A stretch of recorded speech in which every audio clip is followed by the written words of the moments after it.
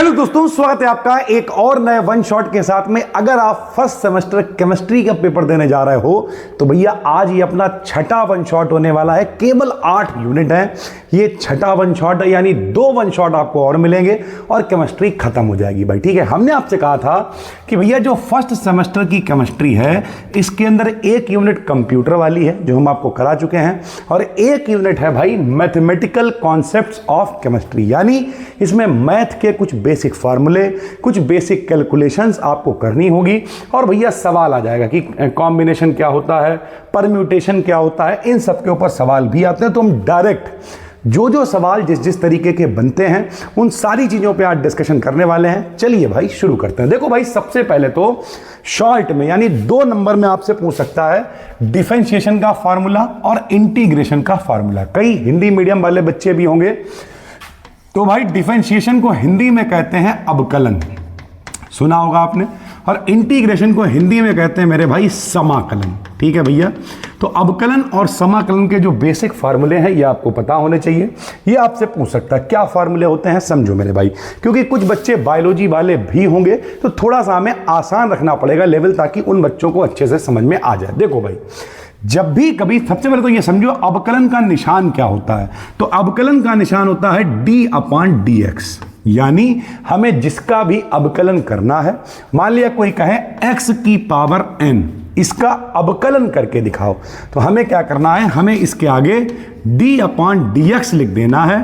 इसका मतलब होगा कि हमने x की पावर n का x के रेस्पेक्ट में या x के सापेक्ष अवकलन कर दिया है, यानी डिफरेंशिएशन कर दिया भाई। ठीक है, कैसे अवकलन होता है, तो पहला बेसिक फार्मूला ये है कि अगर आपको x की पावर n का अवकलन करना है तो मेरे भाई जो पावर चल रही हो उसे आगे ले आओ। तो n पावर चल रही तो n को आगे ले आएंगे और 1 घटा देंगे उसमें से, यानी 1 घटा देंगे।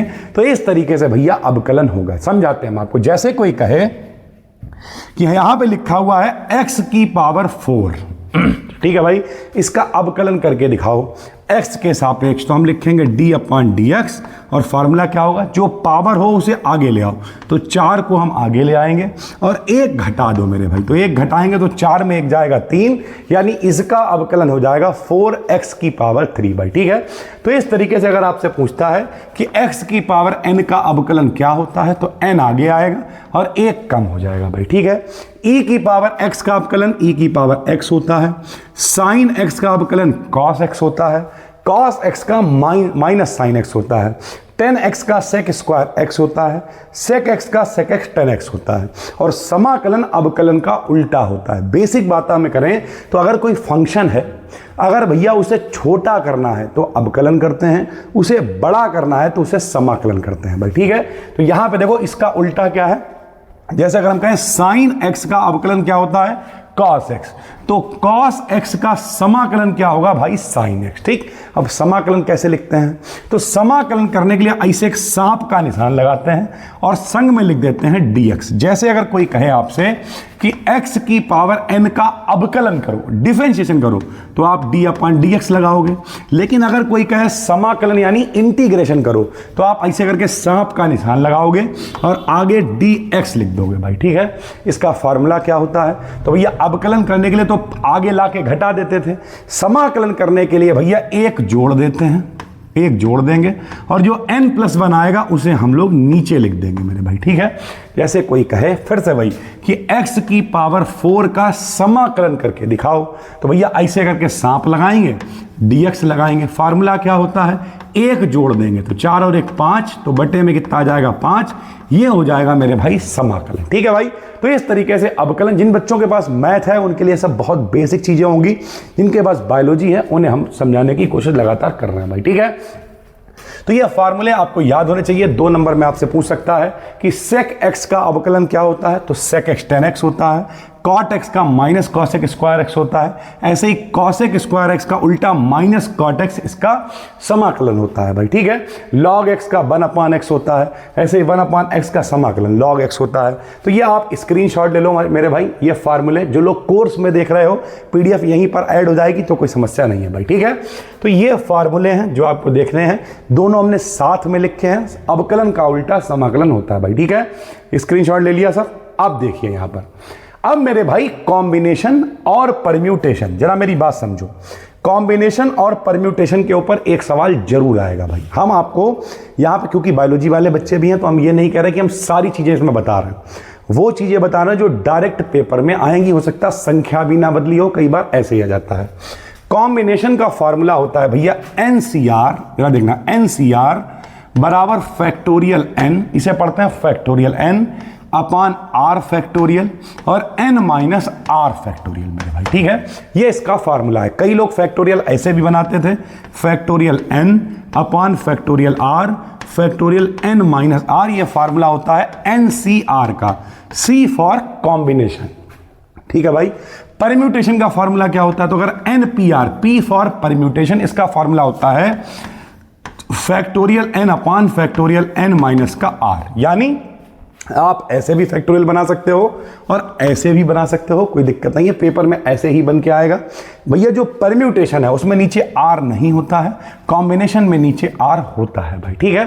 तो ये दोनों के फार्मूले हैं। अब मान लिया आपसे पेपर में पूछता है कि 4C2 का मान आपको बताना, तो C वाला फार्मूला लगाएंगे। क्या होता है फार्मूला, NCR का फार्मूला क्या होता है बताइए। NCR का फार्मूला होता है फैक्टोरियल n, वैसे ही लिखो, फैक्टोरियल n बटे में फैक्टोरियल r और n माइनस r का फैक्टोरियल मेरे भाई, ठीक है, सही है। अब इस फार्मूले में मान कैसे रखेंगे ये सीखो मेरे भाई। देखो ऊपर n का मान कितना है, 4 है, और r का मान कितना है मेरे भाई, 2 है। चलो मान रखते हैं, तो फैक्टोरियल n की जगह पे हम क्या रख देंगे, फैक्टोरियल 4, ठीक, बटे में r की जगह पे फैक्टोरियल 2 आएगा, और मेरे भाई n माइनस r यानी 4 माइनस 2 का फैक्टोरियल आएगा भाई, ठीक। अब अगर आप ध्यान से देखोगे मेरे भाई, तो ऊपर है फैक्टोरियल 4। फैक्टोरियल खोलना अगर आपको नहीं आता तो हम बताते हैं। सबसे पहले 4 लिखेंगे, 4 से छोटा 3 लिखेंगे, 3 से छोटा 2 लिखेंगे और 1 तक लिखेंगे भाई, ठीक है। नीचे अगर आप देखोगे तो फैक्टोरियल 2 को क्या लिख सकते हैं, 2 × 1, यहां भी 4 में से 2 जाएगा तो 2 बचेगा, तो फैक्टोरियल 2 को इसे भी लिख सकते हैं 2 × 1, ठीक है। मतलब 1 तक लिखते जाएंगे जितना भी फैक्टोरियल होगा। 2 दूनी 4 से 4 क्या हो जाएगा, कैंसिल, आंसर कितना आ जाएगा, 3 दूनी 6 आंसर आ जाएगा मेरे भाई, ठीक है। तो इस तरीके से डायरेक्ट फार्मूले में आप मान रखोगे, आंसर आ जाएगा। मान लिया 4C2 नहीं 4P2 पूछ रहा है, तब भी कोई दिक्कत नहीं है।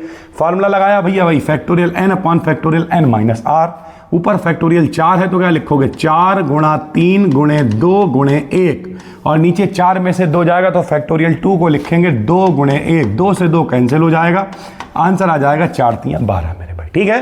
तो इस तरीके से NCR और NPR की वैल्यू निकालना आपको आना चाहिए, पेपर में कई बार काम में आता है। उसके अलावा एक ये क्वेश्चन आया हुआ है, बेसिक ही आएगा क्योंकि भैया मैथ वाले के साथ साथ यहाँ बायोलॉजी वाले भी हैं, तो बहुत एडवांस नहीं आता है, केवल केमिस्ट्री, कहते हैं रिश्ते में तो ये सबके बाप लगते हैं, नाम है केमिस्ट्री। कंप्यूटर भी पढ़वा देगा, बायोलॉजी पढ़वा देगा, सब पढ़ा देगा केमिस्ट्री के अंदर मेरे भाई, ठीक है।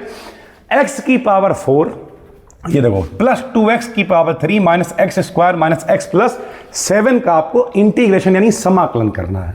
तो समाकलन के लिए हमने आपको बताया सांप लगाएंगे और बाहर क्या लिख देंगे मेरे भाई, dx लिख देंगे, ठीक। अब देखना कैसे काम चलेगा। सबसे पहले ये dx देखो सब पे लगेगा, इस पे लगेगा, ठीक, लगाओ मेरे भाई। देखो हमने लिख दिया अलग अलग, इस पे लगेगा यानी x की पावर 4 के साथ में dx आएगा, प्लस देखो 2 तो गिनती है, तो गिनती का कोई समाकलन नहीं, 2 बाहर लिख लिया, x की पावर 3 के ऊपर dx आएगा, माइनस एक्स स्क्वायर के साथ में dx आएगा, माइनस x के साथ में dx आएगा, ठीक है मेरे भाई, x के साथ में dx आएगा, प्लस 7 तो गिनती है तो खाली dx आएगा मेरे भाई, क्योंकि गिनती को बाहर लिख लेंगे, नियतांक को बाहर लिख लेंगे भाई, ठीक है। अब अगर आप ध्यान से देखोगे तो अभी हमने आपको सिखाया है x की पावर 4 है तो इसका समाकलन क्या होगा, x की पावर 4 प्लस 1 और नीचे 4 और 1 कितना आ जाएगा, 5, प्लस का 2 आएगा। x की पावर 3 का मतलब 3 प्लस 1 बटे में 3 और 1 कितना आ जाएगा, 4, माइनस x की पावर 2 का 2 प्लस 1 बटे में 3 आएगा। ऐसे ही माइनस इसकी पावर 1 है तो x की पावर 1 प्लस 1 अपान में 2 आ जाएगा मेरे भाई, और प्लस में चल रहा है 7 और कुछ नहीं है तो 1 है यहाँ पर, और 1 का मतलब होता है x समाकलन। ऐसे याद रख सकते हो कि अगर कुछ नहीं है तो ये जो सांप है ये d को खा जाएगा और बचा हुआ x आ जाएगा तो 7x बचेगा मेरे भाई, और यही इसका समाकलन हो जाएगा। तो इस तरीके से आप आराम से समाकलन कर सकते हो, यही आंसर हो गया, ठीक। ऐसे ही NPR वाला फार्मूला पूछ सकता है। एक बार पेपर में पूछा है कि NPR में जो है 15 PR दे रखा है, 15 P, R का मान जो है वो 3730 है। आपको R की वैल्यू बतानी है, ये पूछा हुआ है भाई। तो हम NPR वाला फॉर्मूला लगाएंगे। क्या होता है मेरे भाई, फैक्टोरियल 15 यानी फैक्टोरियल n बटे में फैक्टोरियल 15 माइनस r, ऐसे तो लगेगा मेरे भाई, बराबर में आएगा 7030। ठीक, अब हम क्या करेंगे मेरे भाई, अगर ध्यान से देखोगे तो अगर हम 15 के फैक्टोरियल को खोलेंगे तो ये आएगा मेरे भाई 15 गुणे में 14 गुणे में 13 और फैक्टोरियल 12 पर ही हम छोड़ देंगे। क्यों छोड़ देंगे भाई, क्योंकि हकीकत यह है कि 7030 इनकी जब गुणा करोगे आपस में तो ये 7030 हो जाएगा। तो बटे में चल रहा है 15 माइनस का r बराबर 2730 हो जाएगा। ठीक, इनकी गुणा से ये कैंसिल हो जाएगा, तो फैक्टोरियल 12 बचेगा फैक्टोरियल 15 माइनस r के, दोनों तरफ का फैक्टोरियल हटा देंगे तो 15 माइनस r बराबर 12 आएगा। 15 को उधर भेज दो या 12 को इधर ले आओ तो r का मान कितना आ जाएगा, 3 आ जाएगा भाई। ठीक है, ऐसे ही एक क्वेश्चन आता है कि मैक्सिमा और मिनिमा की वैल्यू बताइए। बहुत आसान है, मैक्सिमा मतलब उच्चतम और निम्नतम की वैल्यू बताइए। कुछ नहीं करना होता है, आपको क्या करना होता है मेरे भाई, एक बार आप इसका अवकलन करोगे। ठीक, अवकलन करने के बाद में दोबारा अवकलन करोगे और मान पहले वाले उठा के रख दोगे। जैसे फंक्शन दिया है x की पावर 3 माइनस 12x प्लस का 12। ठीक, ये फंक्शन है, फंक्शन को लिखने का तरीका होता है f फॉर फंक्शन, x का फंक्शन है तो fx बराबर लिख दिया x की पावर 3 माइनस का 12x प्लस का 12। ठीक भाई, इसका क्या करेंगे, अवकलन करेंगे। अवकलन करने के लिए ऐसे करके लिख सकते हो f डैश x ऐसे लिख दो या d/dx लिख दो, एक ही बात होती है भाई। ठीक, तो डैश लग गया मतलब अवकलन हो गया। अवकलन कैसे होता है, पावर आगे आती है तो 3x, एक पावर कम हो जाती तो स्क्वायर। ठीक, माइनस 12 है, x का अवकलन 1 हो जाएगा क्योंकि अकेला है, प्लस 12 गिनती है तो गिनती का कोई अवकलन नहीं होता, 0 होता तो ये 0 हो जाएगा भाई। ठीक है, अब अगर आप ध्यान से देखोगे तो हमने एक बार अवकलन किया तो वैल्यू कितनी आई, 3x स्क्वायर माइनस 12। अब हम क्या करेंगे, जो पहली बार अवकलन किया उसे 0 रखेंगे, तो 3x स्क्वायर माइनस 12 को हमने 0 रख दिया। जब 0 रख दिया 12 उधर गया, प्लस का 12 हो गया, 3 से काट दिया, 3 चौक 12, यानी x स्क्वायर का मान आ गया 4। और जब x स्क्वायर का मान 4 आएगा तो अंडर रूट लगाओगे तो 4 मतलब x का मान आ जाएगा प्लस माइनस 2। ठीक भाई, अरे x स्क्वायर का मान 4 है, स्क्वायर को उधर भेजेंगे तो अंडर रूट 4 यानी प्लस माइनस का 2, x की वैल्यू आ गई। दोबारा से डिफरेंशिएशन करेंगे, डबल डिफरेंशिएशन। तो इसका देखो डबल डिफरेंशिएशन करेंगे, डिफरेंशिएशन करोगे 2 आगे आएगा, 3 दूनी 6 होगा और क्या बचेगा x, क्योंकि 2 में 1 जाएगा तो 1 बचेगा। माइनस 12 गिनती है तो इसका कोई अवकलन होगा नहीं, 0 हो जाएगा। अब आप देखो मेरे भाई, x के मान 2 निकाले हैं, एक प्लस का 2 एक माइनस का 2, दोनों मान रख देंगे। ये देखो डबल डिफरेंशिएशन किया 6x हो गया, एक बार प्लस 2 रखेंगे तो 6 दूनी प्लस का 12 आंसर यानी मैक्सिमा अधिकतम मान आ गया। एक बार माइनस 2 रखेंगे तो 6 दूनी माइनस का 12, ये मिनिमा यानी न्यूनतम मान आ जाएगा भाई। ठीक है, ऐसे एक सवाल और आया हुआ है मेरे भाई, सेम तरीका होता है, बस करना क्या है, जो पहला अवकलन होगा उसे 0 रख देना है मेरे भाई। देखो तो यहां पे देखो, इसका पहले अवकलन करेंगे, बताओ 3 आगे आएगा, क्या आएगा 3x स्क्वायर माइनस 2 आगे आएगा 9 दूनी 18x प्लस 24x का 1 हो जाएगा, 18 0 हो गया। ठीक, इसे क्या कर दोगे मेरे भाई, 0 के बराबर रख दोगे। 0 के बराबर रखोगे, देखो 3 कॉमन है इसमें, तो 3 कॉमन लेके हटा दो तो यहाँ 3 से भाग दे दिया, यहाँ 3 छंग 18, यहाँ 3 अट्ठे 24। ठीक है मेरे भाई, अब इसके फैक्टर करेंगे। फैक्टर भैया 4 दूनी 8 साफ साफ दिख रहा है, तो x स्क्वायर माइनस 6x को हम लोग क्या लिख सकते हैं, माइनस का 4x माइनस का 2x प्लस का 8 बराबर 0। ऐसे तो फैक्टर करते थे कि जो आखिर में लिखा उसकी ऐसी गुणा करो कि वो इसमें आ जाए, तो 4 दूनी 8 यानी 4 और 2 6 हो जाएगा भाई। कॉमन ले लेंगे, यहां से x कॉमन लेंगे तो x माइनस का 4 बचेगा, माइनस का 2 कॉमन लेंगे तो x माइनस 4 बराबर 0 बचेगा। x माइनस 4 दोनों जगह है, कॉमन ले लेंगे तो यहाँ x बचेगा, माइनस का 2 बराबर 0 बचेगा। एक बार इसे 0 के नीचे भेजेंगे, एक बार इसे 0 के नीचे भेजेंगे।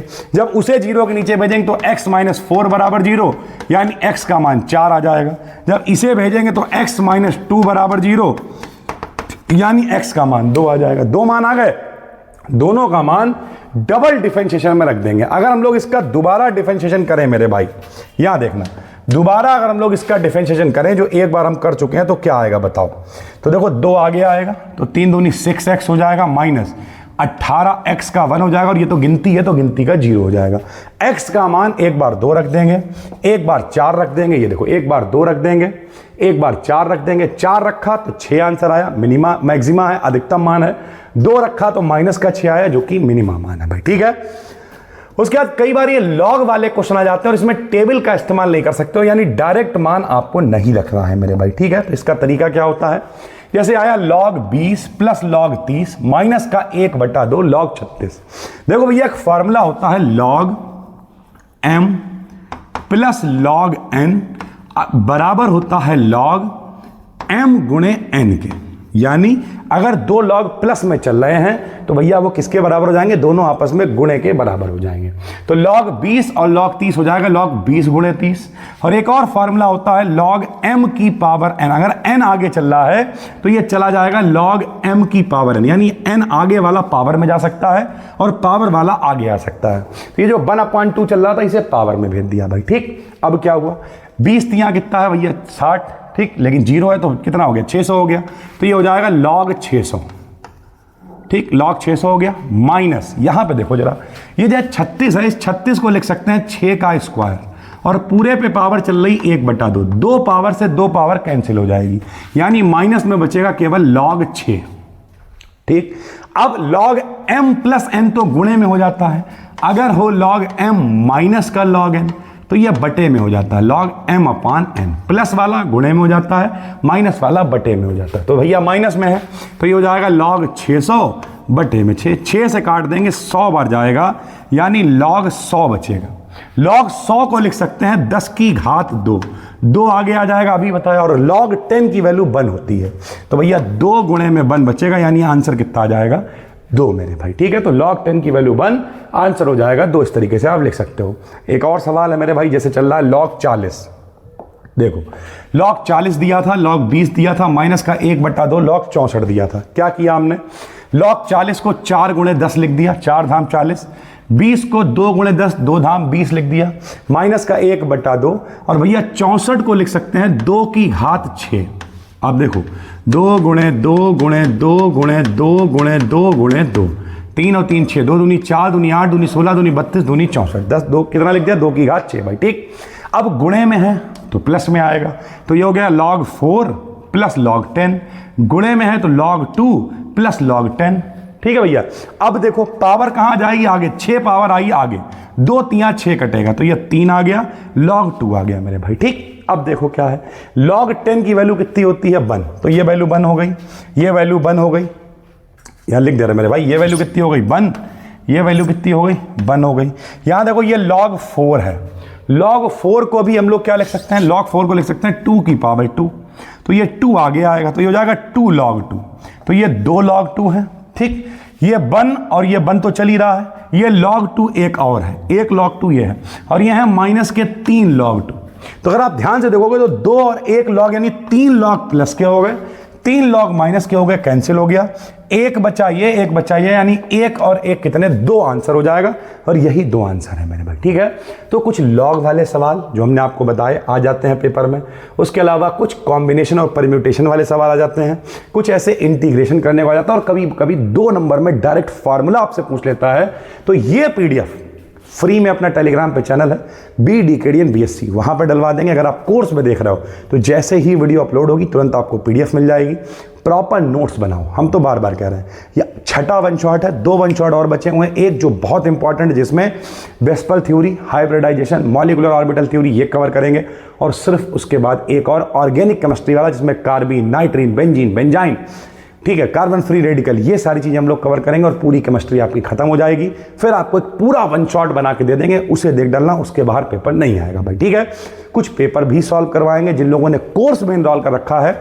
अभी आपको लग रहा होगा सर जी यार इतनी स्पीड से क्यों नहीं करा रहे हैं, हकीकत यह आपके पेपर अक्टूबर में होंगे, और सितंबर तक का हमने वादा किया है, सितंबर तक सब कुछ हो जाएगा भाई, ठीक है। मिलते हैं आपसे अगली वीडियो में, तब तक के लिए धन्यवाद, थैंक यू।